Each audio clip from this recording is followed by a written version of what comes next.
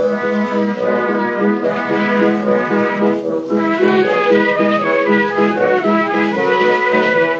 to Loremen, a podcast about local legends and obscure curiosities from days of yore. I'm James Shakeshaft. And I'm Alasdair Beckett-King. And Alasdair, I have got potentially the most scandalous and controversial episode to date. Ooh, is it too hot for the internet, James? I've seen some of the things on the internet and no, It's but it right, is quite a lot pretty tamer hot. than some of them, but okay. Yeah. Oh boy, oh boy. Are you going to blow this case wide open, James? I'm going to blow it open like an earthenware pot with a cock inside. That doesn't make any sense. It will after you've listened to the episode, but it will sound less offensive. So come with me to learn about Brighton and the Danes.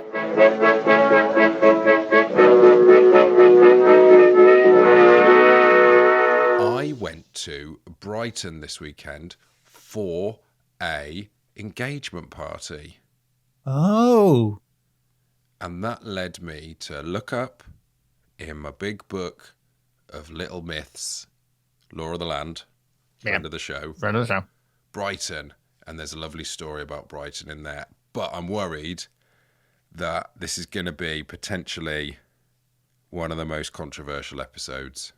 I want to talk to you about a Shrove Tuesday tradition that used to take place in Brighton. I'm not sure it does anymore. Do you know Brighton much? I've been there many times. You're aware of its work? You know about the lanes? Yes, I've been to there's lots of little shops and boutiques in the North Lane. Got my mum a little oil burner. Oh, she a reefer addict? No, there's two types of shops there. There's fancy little pottery items for mums, and then there's shops selling paraphernalia. Fancy little pottery items. Yes. Similar, basically the same. Pot items, yes. Same shape, just perhaps one more aperture. Yes, yeah. Those little herb things for people who really like grinding up herbs, but with a smiley-faced tin. Yeah, it's people who are just really happy to do some cooking. Yeah. Well, on the lanes, one of the oldest parts of Brighton, aren't they? It's kind of I would guess medieval bit. I don't think the buildings. The ground layout has that feel of like a goblin city. The spirit of the street is, of course, ancient. Yes. So in there on Shrove Tuesday, because the lanes are so sort of thin and close together, people would suspend between two houses on opposite sides of the street a large earthenware pot with a chicken in it. Oh, it's just going to end badly for the chicken. It doesn't end great for the chicken. Oh. That's not even the most controversial bit of this episode. Is that not it? We're not going to get the chicken cops after us. Cluck, cluck sound of the chicken cock police. Cops.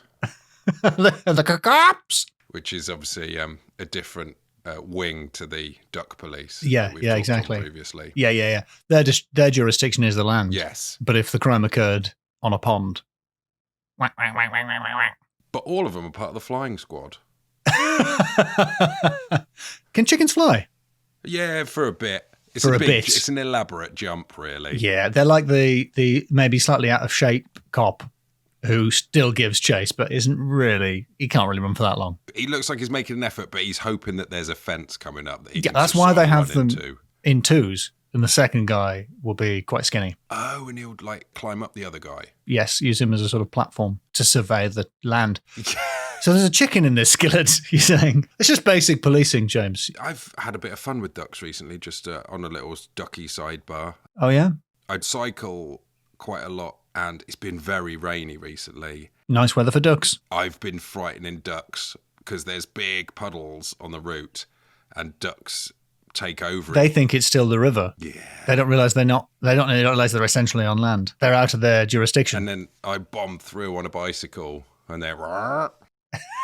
What noise do they make? And then they take off, though, and start flying, but I'm on a bike. So I'm going along next to them. So they're just like side-eyeing me. Like, how's he still? What's going? You cycle at the exact speed a duck flies. I'd have for a bit cycled at duck speed. At duck speed? Yeah. When you said you'd been having a bit of fun with ducks, it's in a similar way to the people of Brighton having a bit of fun with a chicken. It's not that fun for the ducks. No. The people that you mentioned who are having fun with that chicken in a pot, they've got weighted sticks. And they're at street level throwing the sticks at that pot. What? Like a living piñata? Yeah, it's kind of like a sort of a retro piñata vibe. Whose ever stick breaks the earthenware pot, releasing the cock, because this game is called Cock in the Pot. That's the name of the game, is it? That's the name of the game, Cock in the Pot. I'm not sure it's really a game. Can the chicken win? Because it sounds rigged to me. The chicken is a pawn. To date, the chicken has never won this game. No, the chicken always loses. That's the chicken version of the house always wins. Yes, exactly. And whoever breaks the pot, releases the cock, they get to keep the cock. Oh, great. And I'm guessing release it back into the wild. Probably, yes. You know, the wild where chickens live. The wilds. In those days, in the Middle Ages around Brighton, it was all just chicken-strewn wilderness. It was. That's why they needed to play Cock in the Pot. That was a way of sort of keeping the population down, I think. The weighted sticks being flung into the air. Yes. But do you know why they did this? They played this game of Cock in the Pot. Just cruelty? Just inhumanity? It was revenge. Revenge? Yeah. It was an elaborate form of revenge. And it was all down to, Alasdair, the bloomin' Danes.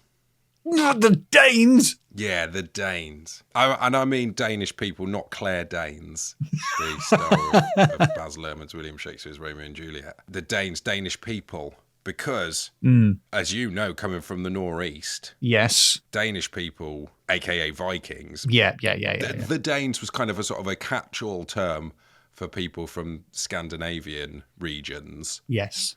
Who had, at points in the history, invaded and occupied parts of England mostly. I don't think they did they manage much in Scotland? I don't know. I think there's a Viking influence all around the coast from the northeast of England around Scotland to Northern Ireland. I think there are the linguistic remnants of the old Vikings there. Oh yeah, I believe so. But yeah, they came in famously, like they had York was famously a Viking outpost. Yeah. But I think it was mostly coastal. I'm trying to think of I suppose there's things like the Scottish word for church is kirk, and that's also the Swedish word for church, and the Norwegian word for church, and probably the Danish word for church. Now that I think about it, so how did that happen? Coincidence? Vikings. I don't know that. I don't know if it was Vikings. I'm just saying. Bloomin' Danes. It's the bloomin' Danes. It's probably the bloomin' Danes. They were just the baddie of a lot of people in England. They were just blamed for everything. There's a traditional remembrance of the Danes. In Lore of the Land, friend of the show, there is a double-page spread on the Danes. Yeah. It's within the Northamptonshire chapter, and it talks about that in Northamptonshire, if they found like old coins in the ground, a lot of it would be called Danes money, because basically before there was like a proper good understanding of prehistory, anything very old was basically either the Romans or the Danes. This is pretty much my childhood understanding of history as well. And I found it very confusing because at least the way they were presented to us, and I'm sure this is inaccurate, is the Romans were presented as a sort of civilizing force, you know, halfway between like the bridge characters from The Next Generation and the people in an Apple store. Right. You know, they just arrived and just added roads and had underfloor heating, and it was terribly sophisticated. Yeah. And then the Vikings are depicted as sort of marauding monsters. And it's really confusing that the Romans came way before the Vikings, because the Vikings seem more olden daysy than the Romans. Yeah. To me as a kid. Yeah. I couldn't get my head around it. Like the Romans have got like woven clothes, and the Vikings are sort of just wearing an animal. Yeah, exactly. They've just pulled out the hard bits of an animal and put it on. Yes, or in the case of a tortoise, the soft bits. Yes, good point. For a helmet, you mean? Yeah, well, just if it was large enough, you could wear it. For an armoured balaclava.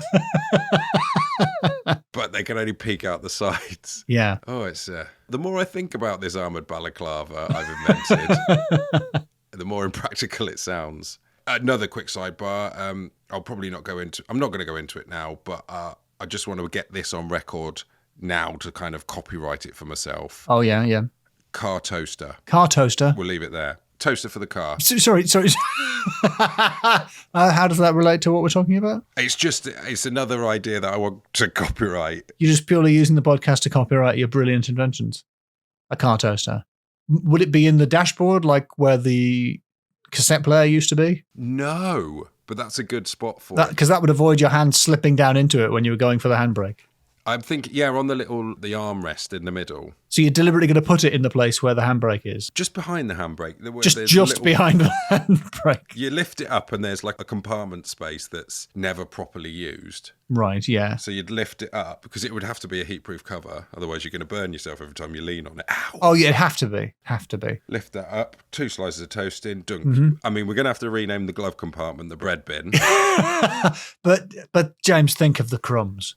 I just don't think you've thought about the crumbs. Yeah, that is what people are saying to me every time. That's what a lot of people are saying. Think about the crumbs. Yeah. Think about the crumbs. Think about the crumbs. And if you've got one of those beaded seat covers, you're never getting the crumbs out of that. The parcel shelf will need to be renamed the Dustbuster enclosure.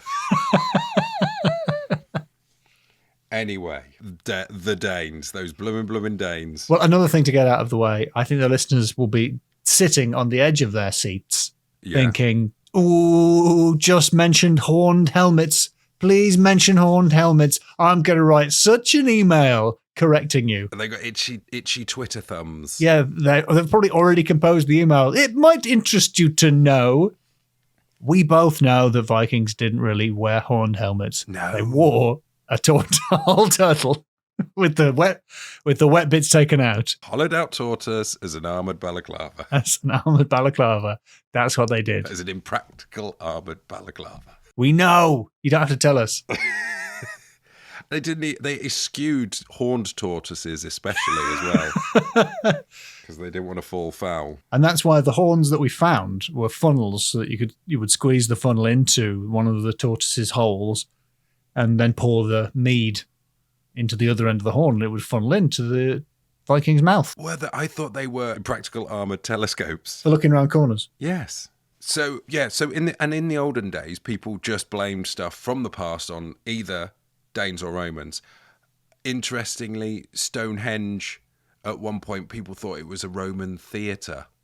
Oh. Like the remnants of a Roman theatre, even though it's as old as before the Romans as the Romans is to now. Yeah, I think I got the gist of that. Yeah, I can't ever get that idea across, but it's a very strong idea in my head. If you've seen Roman theatres, they look way better than Stonehenge. Stonehenge looks like total rubbish compared to a Roman building. It's more TIE compared to the RSC. Yes, yeah, absolutely. It's more of a devised piece.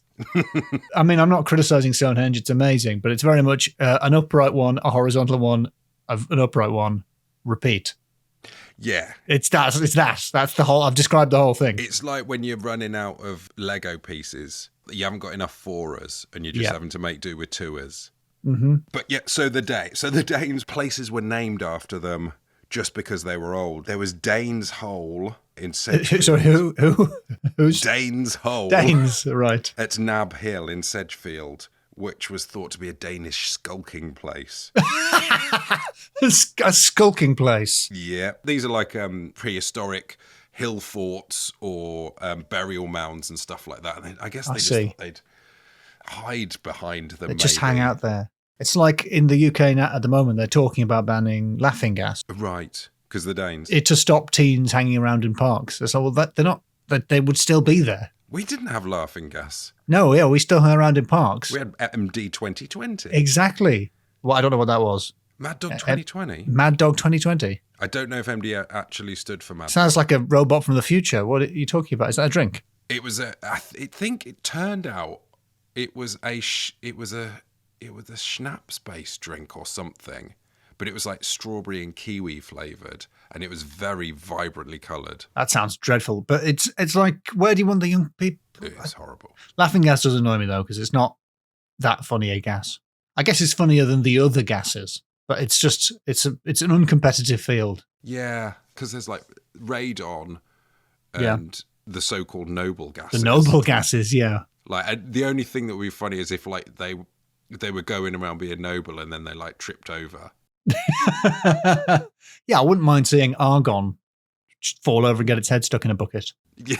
Yeah. Into a turtle. Into a tortoise's aperture, yeah. Like a gas Mr. Bean. Yeah, I'd enjoy that. Whereas nitrous oxide, what have you done? Nothing. Yeah. There's not even a gas called like Hard-On or something. It sounds like it could be one. That would be funny. That would be hilarious, James. Yes. But speaking of things that have been named inaccurately, or given an inaccurate history, the Rollright Stones. Oh, yeah? From my neck of the woods. The Rollright Stones? They were attributed to the Danes, apparently, at one point. And in Northamptonshire, they like to say everything was Danish if they wanted to kind of have a little bit of a pop of it. There's a quote from, where's his name? It just says Morton, like they've already said the person's name, and I should know who it is. Well, there's a town called Rainsborough, and Morton, historian, well, I don't know. I don't want to say that because I don't know if he is. I don't even know if it's a he. Might even not be a he. Could be Samantha Morton. The Morton actor. It could be, yeah. But basically, this is the reported bit of speech, which is, you can very much imagine it being said with a hand sort of protecting the side of the mouth, because it goes, in referring to Rainsborough, it says, some gentlemen in the neighbourhood would have it Danesborough. We are not to take notice of them. Whoa. Okay. Cool it. Whoa. That's almost as funny as that gas. And Alasdair. Yes. This brings us to the potentially very controversial bit. It's, as it says in Lore of the Land, living people too were drawn into this pseudo-history. The other thing is, places like Northamptonshire, they were never occupied by the Danes. They were never part of the Dane law, as it was called. Right. It never spread as far as Sussex, and we'll get back to that. That's where Brighton is. Oh, so is that why? Is that like the way the people who are most worried about immigration often live in the areas that have the least amount of immigration? Yes. Parts of the country that the Vikings never reach were like, but watch out for a Viking! What's that behind that door is a Viking! The Danes were said to have settled in several places in the West Country, and their descendants were known by their red hair. Oh. Robert Hunt in 1881 reported that in Sennan Cove, Cornwall, there was a colony of red-haired people whom local inhabitants refused to marry. Well, that's not unusual. That's not the only case of that happening. In the outlying villages, red-haired people were looked down on, and the red-haired Dane was a term of abuse.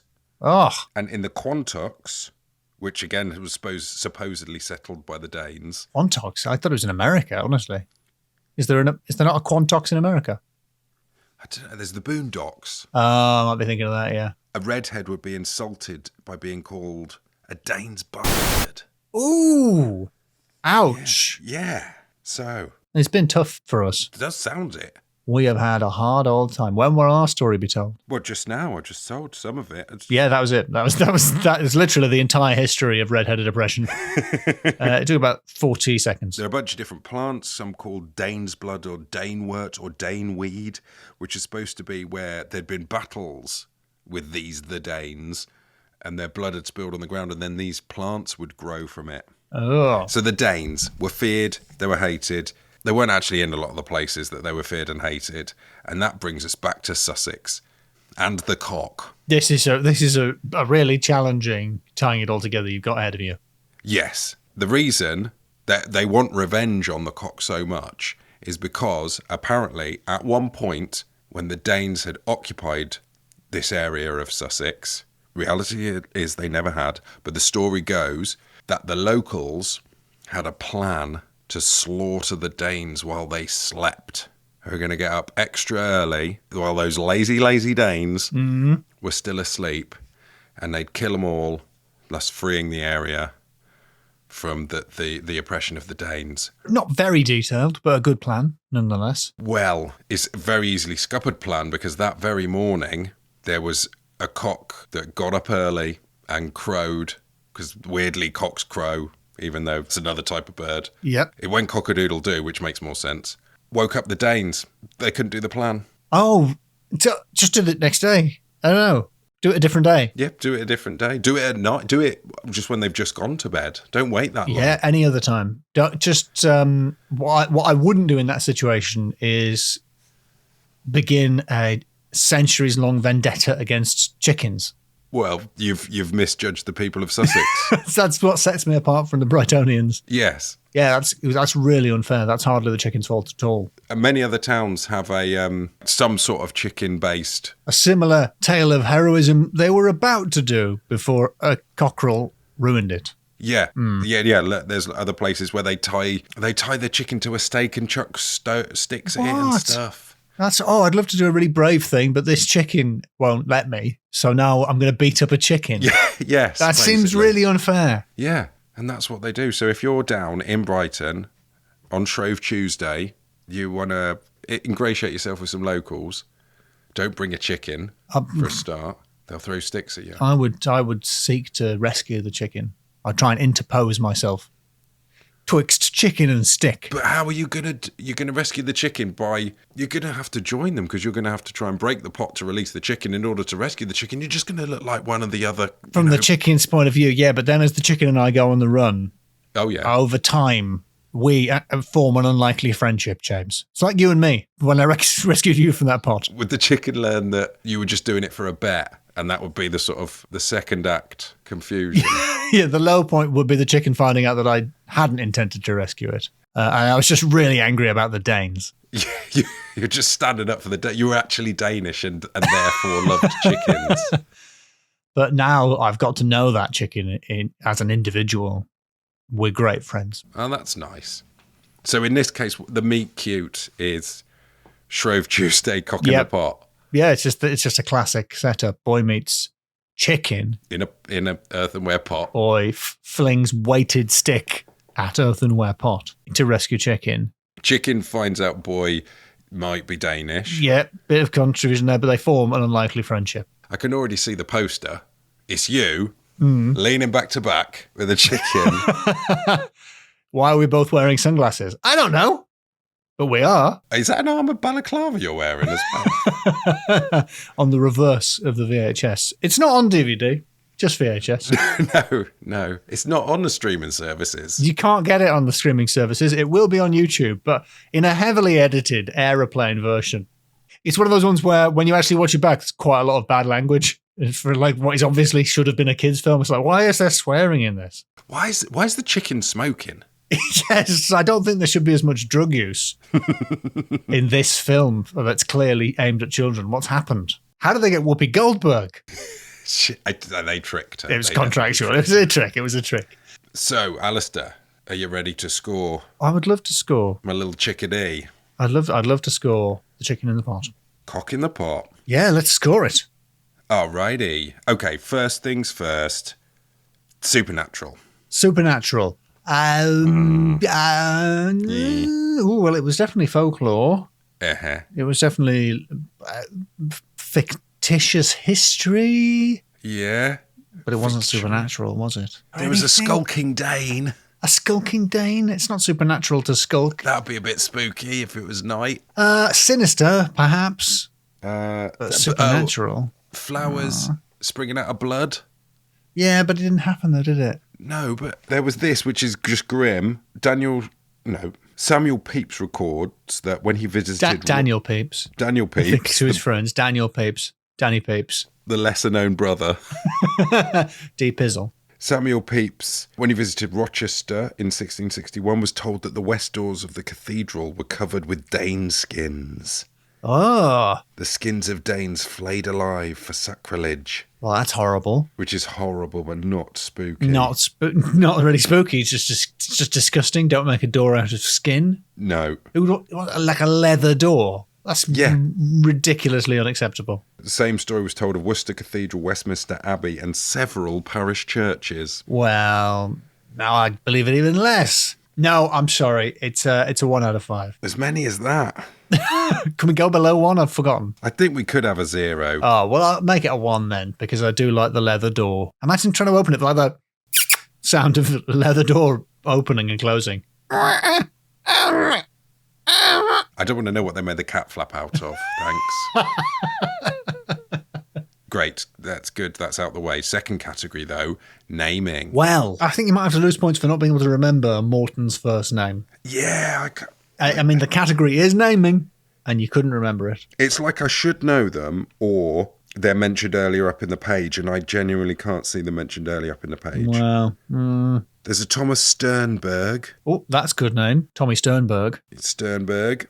Danelaw. Yeah, that's a lovely word, Danelaw. Samuel Pepys. Sammy Pepys, who really only appeared 2 seconds ago in the previous category. Yeah. The Game Cock in the Pot. The Game Cock in the Pot is a great name. Yeah. And very descriptive of what happens in the game. Yes. That's very much the start of the game. It's not like Beggar My Neighbour or any of those games which are kind of euphemistic. It's very literal. What is a blind man's buff? Well, is a buff not the piece of fabric tied around the eyes of the person who can't see? But the blind man wouldn't need a buff. Okay, all right, yeah. You're right, fair enough. You got me there. What he'd need is an armoured balaclava and then just pop some toilet paper in the gaps.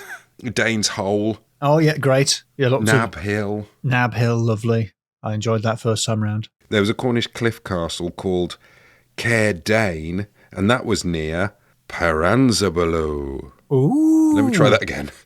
Paranzabelow. Oh. Yeah, I think that's right. Yeah.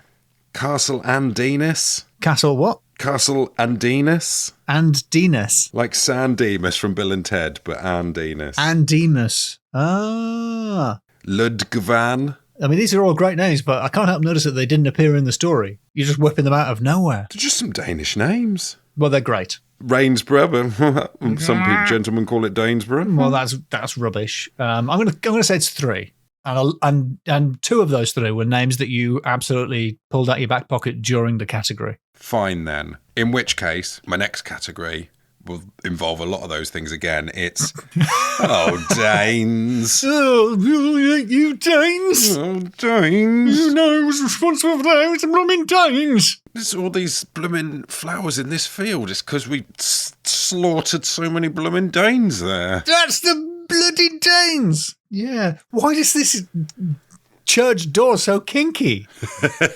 I'll tell you, the answer is Danes. Why has this church door got a sunburn? It's because it's a blooming Dane. Yeah, what does the handle say? Mum in a heart. Or whatever the Danish word for mum is. I'm going to guess it's Mum. Mum. Do you know what the Swedish word for grandson is? No. Barns. Barns. It's barns. It's son. Son.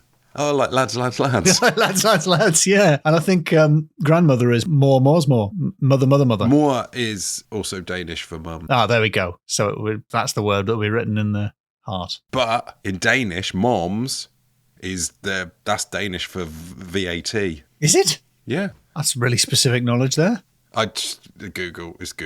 Oh, right. Sorry, I couldn't hear the keys. I thought you were just producing this knowledge. I was producing all that barn stuff just from my brain. Barns. Barns.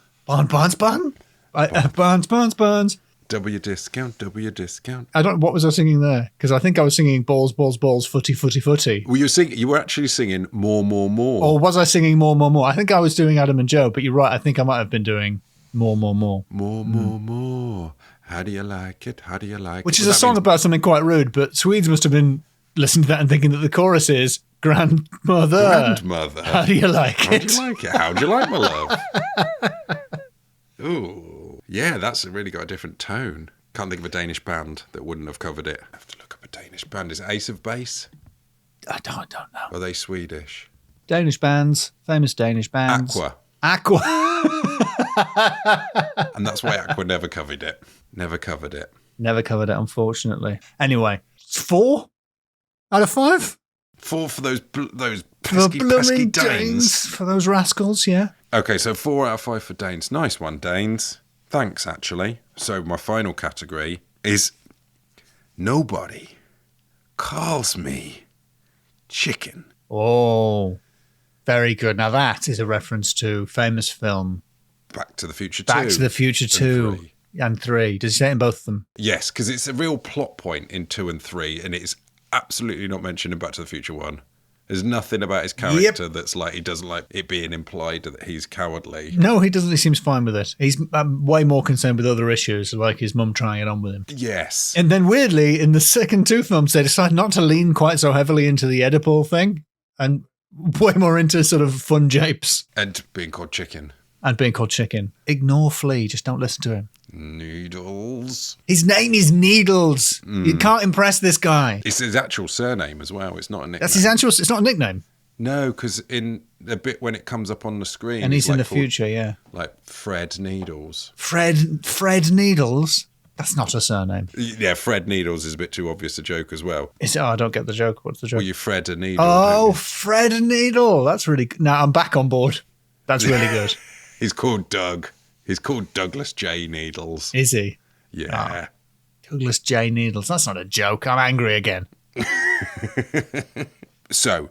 There were chickens in this story. There were chickens in it. They were the bad guys, in a way. And they got what was coming to them, which is weighted sticks.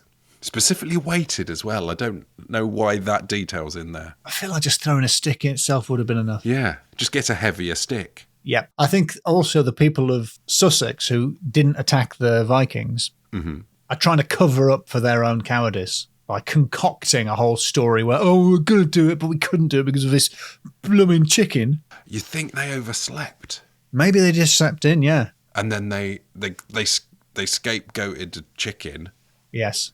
The scape chicken. And then they came up with an elaborate game whereby they seek revenge over the course of many centuries against different chickens, not the same chicken, different chickens. So they must have been like, in the first place, whenever the normal people said to the warriors, like, why have you not done the plan? Yeah. Of slaughtering all those blooming Danes. Yeah. And they'd be like, it was the bloody cockerel woke them up. Cockerel. And they're like, right, we'll get that cockerel then.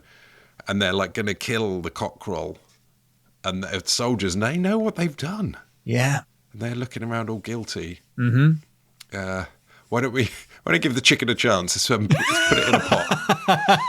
Let's put it in a pot and suspend it from a window and maybe give the chicken a chance. Give the chicken a chance. Yeah, that is the only realistic explanation for the events that you've described. Absolutely. So I'm going to say 5 out of 5. Yes. Oh, and by the way, I've thought of a name for my buddy cop film. Oh, is it now your turn to use the podcast as a rudimentary form of copyright? Yeah. So I'm just copywriting this now. We're going to print out the podcast and send it to ourselves. Yep. So just for posterity, this was the day that I came up with the idea for the film. Dude, where's my baka? Baka. Yep. Lovely. At least we've got 3 excellent inventions out of this episode.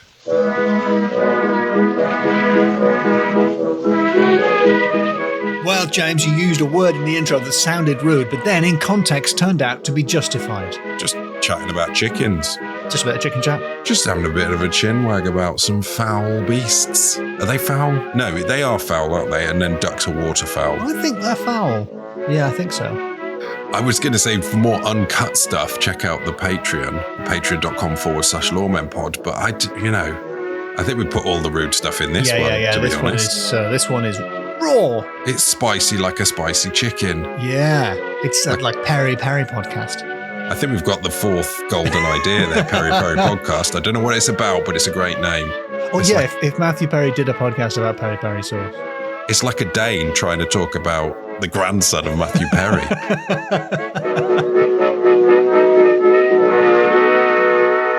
I was just going to call it Alasdair and the cock.